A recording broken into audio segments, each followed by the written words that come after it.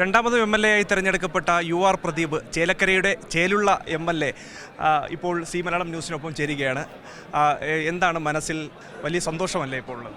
സന്തോഷത്തിനുപരി വലിയ ഉത്തരവാദിത്വം ഏൽപ്പിച്ചു തന്നിരിക്കല്ലേ.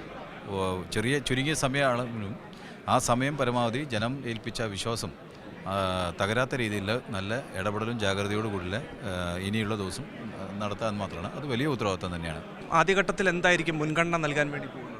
ഞാൻ നേരത്തെ സി മലയാളത്തിനോട് പറയുകയുണ്ടായി.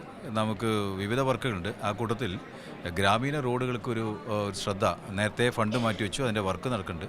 അതിൻ്റെ പൂർത്തീകരണത്തിനുള്ളൊരു ശ്രദ്ധ ആദ്യം ചെയ്താണ് നമുക്ക് ഗ്രാമീണർക്ക് യാത്ര ചെയ്യാൻ കുറച്ച് സൗകര്യമാകും. അപ്പോൾ ആ പണി ആദ്യം അതിൻ്റെ ഉദ്യോഗസ്ഥരെ വിളിച്ച് റിവ്യൂ നടത്തി വേഗത്തിലാക്കി കൊടുക്കാനും മറ്റ് ഓൺഗോയിങ് സ്കീമുകളെല്ലാം അതിൻ്റെ റിവ്യൂ നടത്തി വേഗത്തിലാക്കി കൊടുക്കാമെന്നാണ്. വന്യമൃഗശല്യം അടക്കമുള്ള പല കാര്യങ്ങളും മണ്ഡലത്തിൽ ഇപ്പോഴും നിലനിൽക്കുന്നു. അതിലുൾപ്പെടെയുള്ള കാര്യങ്ങളിൽ വ്യക്തമായിട്ട് അത് ചില സ്ഥലത്ത് ഫോറസ്റ്റേഷൻ വേണ്ട സ്ഥലമുണ്ട്.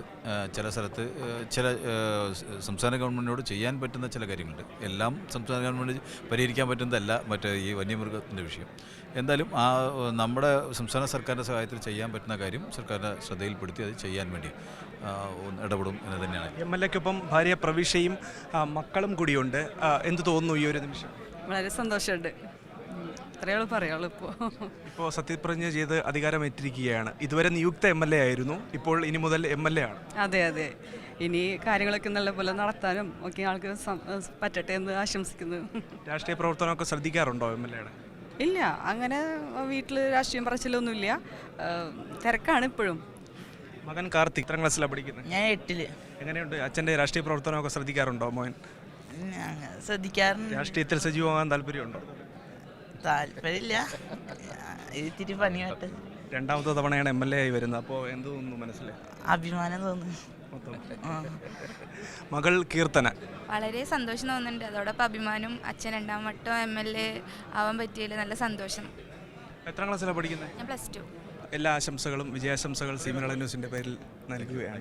അഭിമാന നിമിഷം തന്നെയാണിപ്പോൾ UR പ്രദീപിനും ചേലക്കര നിവാസികൾക്കുമാകെ തന്നെയും ഉള്ളത്. UR പ്രദീപ് MLA ആയി 2ാം തവണ സത്യപ്രതിജ്ഞ ചെയ്ത് അധികാരമേറ്റിരിക്കുകയാണ്. മികച്ച ഭൂരിപക്ഷം തന്നെ ഇക്കുറി MLA തേടി ചേലക്കരയിൽ നിന്നുള്ള ജനത അത് നൽകുകയും ചെയ്തിട്ടുണ്ട്. തിരുവനന്തപുരത്ത് നിന്ന് PV രഞ്ജിത്തിനൊപ്പം അഭിജിത്ത് ജയൻ, സി മലയാളം ന്യൂസ്. പുതിയ വാർത്തകളും വിശേഷങ്ങളും ഇനി വിരൽ തുമ്പിൽ. എല്ലാ ഡിജിറ്റൽ പ്ലാറ്റ്ഫോമുകളിലും ഇപ്പോൾ സി മലയാളം ന്യൂസ് ലഭ്യം.